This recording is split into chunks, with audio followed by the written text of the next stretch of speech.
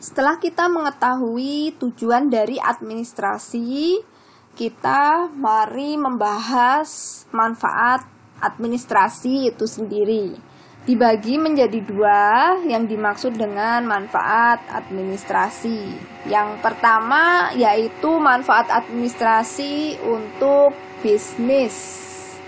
Yang kedua adalah manfaat administrasi untuk bidang pendidikan. Jadi di sini kita akan ulas dua hal yang berbeda.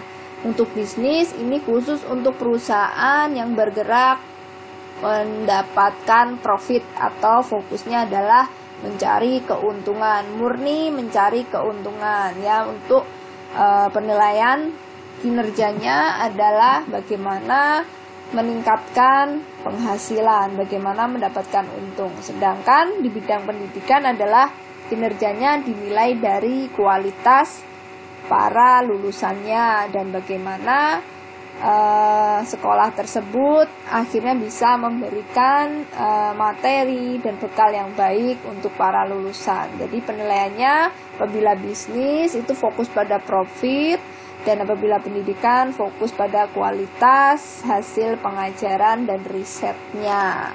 Baik, kita pelajari dulu manfaat administrasi untuk bidang bisnis. Yang pertama yaitu mengetahui seberapa besar laba usaha dari perusahaan. Dengan belajar atau dengan mengetahui keseluruhan proses dari administrasi atau apa saja yang dilakukan perusahaan, setidaknya kita bisa melakukan administrasi dengan lebih baik lagi untuk memastikan seberapa besar keuntungan yang sudah kita peroleh.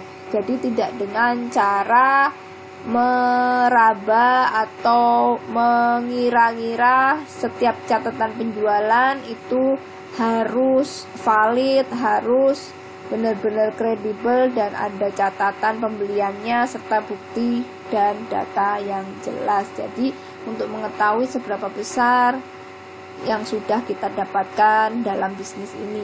Lalu yang kedua, manfaat administrasi untuk bidang bisnis yaitu menekan resiko kerugian. Dengan melakukan administrasi, setidaknya kita tidak akan melakukan kesalahan atau meminimalisir kesalahan ketika menetapkan harga penjualan berdasarkan nota-nota atau faktur pembelian. Bila tidak ada catatan atau tidak ada nota pembelian, maka kita tidak bisa melaksanakan prinsip-prinsip administrasi dengan baik dan bisa mendatangkan resiko-resiko kerugian. Begitu. Jadi nota-nota tersebut baik pembelian serta penjualan atau bahkan nota penawarannya, ada juga surat-surat penawaran yang ingin bekerja sama dengan kita harus diarsipkan dengan baik begitu. Karena tentunya ini nanti bisa menjadi keuntungan kita untuk melakukan evaluasi ke depannya. Lalu yang ketiga, manfaat administrasi untuk bisnis ini adalah sebagai data perkembangan serta kemajuan dari bisnis. Data perkembangan ini fungsinya adalah bila bisnis sudah ditetapkan ya administrasinya dengan baik, maka kita bisa dengan mudah membandingkan seberapa keuntungan yang sudah kita dapatkan dari waktu ke waktu. Jadi bisa mudah untuk mengevaluasi sehingga tahu perkembangannya. Dan juga bisa mengukur seberapa besar persentase pertumbuhan yang sudah kita lakukan. Mungkin kita bisa mulai mencoba melakukan dengan penambahan modal sedikit-sedikit, lalu kita lihat perkembangannya dari data-data administrasi yang sudah kita miliki. Lalu yang keempat, manfaat yang didapat dari administrasi untuk bidang bisnis yaitu sebagai data yang sangat penting sekali bagi investor atau pemilik modal atau penanam saham. Seiring dengan kemajuan lingkungan bisnis, tentu saja bisnis kita akan butuh modal yang lebih dibanding modal awal, gitu ya. Karena yang namanya perkembangan dan kemajuan itu dibutuhkan seorang atau lebih partner bisnis untuk bisa kita memperbarui semua aset yang kita miliki. Bila ingin buka toko, ingin menambah kuantitas produk atau tambah karyawan, kita butuh modal dan suntikan dana. Bahkan ada itu kemarin ya lomba startup muda Indonesia berlomba-lomba untuk mendapatkan suntikan dana dari pemerintah pusat, dan nggak main-main ya, dananya bisa sampai miliaran. Dan kebanyakan startup muda ini dijalankan juga oleh anak-anak muda. Mereka ini bergerak di bidang teknologi informasi. Jadi dimanapun namanya bisnis itu ketika berkembang tidak jauh-jauh dari yang namanya modal usaha. Baik, lalu setelah kita mengetahui manfaat administrasi di bidang bisnis, kita akan mempelajari manfaat administrasi untuk bidang pendidikan. Nah, ini biasanya kita juga akan memahami bagaimana administrasi yang baik di bidang pendidikan ketika nanti pada akhirnya kita akan bekerja di sekolah. Yang pertama manfaatnya adalah menciptakan iklim kerja yang lebih baik. Bagaimana bisa menciptakan iklim kerja yang lebih baik itu menjadikan manfaat? Tentu saja teman-teman atau Anda semua, bahwa yang namanya iklim kerja itu bisa jadi adalah budaya kerja untuk menerapkan prinsip-prinsip hubungan kemanusiaan yang sehat, untuk menjalankan yang namanya adalah prinsip-prinsip kemanusiaan dengan cara bagaimana menekankan penghargaan serta memiliki rasa tenggang rasa menghargai kepada lembaga dan orang yang bekerja di situ. Gitu ya, itu manfaatnya ketika kita belajar administrasi, menciptakan suasana kerja yang baik, gitu ya.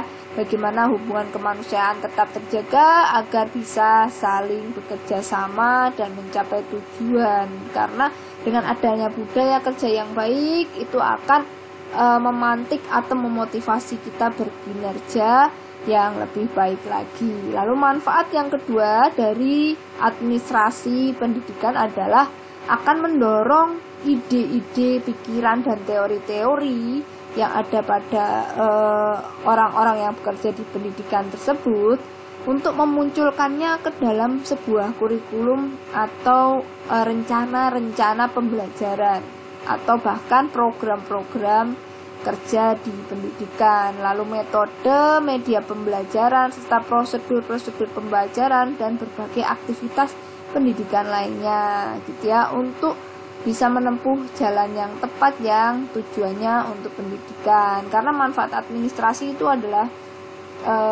sangat luas ya apabila ini ada di bidang pendidikan. Contohnya bila kita ingin punya sebuah program, itu harus berangkat dari ide dulu. Bahkan mata kuliah yang kita susun dan materi yang kita berikan juga berdasarkan ide, gitu ya, hasil pikiran kita dari berbagai tempat. Lalu ide-ide ini dirangkum, ada datanya, dan datanya perlu dievaluasi serta diberikan contoh studi kasus, lalu dijadikan sebuah materi dan kurikulum, begitu. Lalu apa manfaat yang ketiga? Manfaat yang ketiga yaitu menyadarkan tanggung jawab antar pegawai dan antar para pengajar. Jadi untuk menyadarkan tugas dan wewenang yang diembannya, mengetahui juga cara-cara melaksanakan pekerjaannya serta bagaimana tanggung jawabnya. Karena kalau tidak ada administrasi nanti bisa-bisa kita overlapping pekerjaan atau saling sama mengerjakan pekerjaan yang sama, begitu. Jadi perlu adanya pembagian tanggung jawab dan juga kita sadar memahami dengan penuh apa saja tanggung jawab mahasiswa, tanggung jawab guru, tanggung jawab para dosen, tanggung jawab para tenaga-tenaga pendidikan yang lain. Lalu yang terakhir, manfaat dari administrasi pendidikan adalah bisa mengangkat derajat dari kinerja, yaitu kinerja si pekerja, baik pekerja itu karyawan yang ada di sekolah, karyawan yang ada di kampus maupun dosen, dan menolong mensukseskan serta memperbaiki kinerja yang sudah kita lakukan. Jadi dengan meningkatnya moral, meningkatnya semangat dan produktivitas kerja, maka lembaga pendidikan tersebut bisa mencapai apa yang dicita-citakan. Visi misi dari kampus kita tentu saja adalah tahun 2025 menjadi kampus yang memiliki lulusan contoh yang bisa dijadikan contoh dalam karakternya yang baik, yaitu leading in characters. Itu adalah visi misi dari UNY tahun 2025. Jadi para lulusannya menjadi seorang yang berkarakter dan menjadi contoh bagi lulusan-lulusan yang lain.